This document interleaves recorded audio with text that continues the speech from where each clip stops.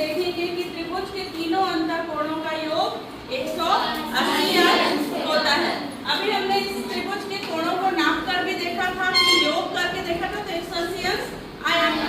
अब हमारे पास ये त्रिभुज का मॉडल है, उससे हम देखते हैं कि ये 180 अंश होता है कि नहीं होता है। ये त्रिभुज के तीनों अंतःकोणों का योग 180 अंश होता है।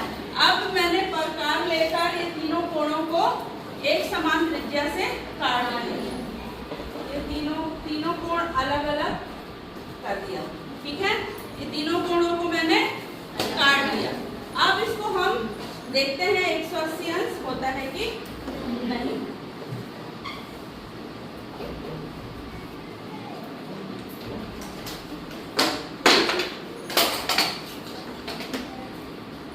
ये देखो, ये चांदी के जैसा हो रहा है कि नहीं हो रहा है ना।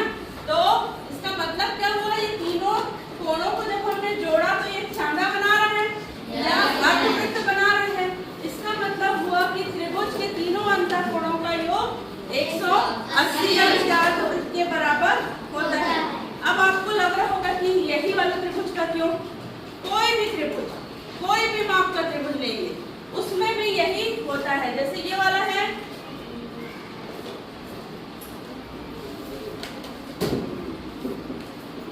इसके भी तीनों कोणों को जब हम काटते हैं तो ये भी हमको इसी प्रकार से 180 अंश का कोण बनाता है।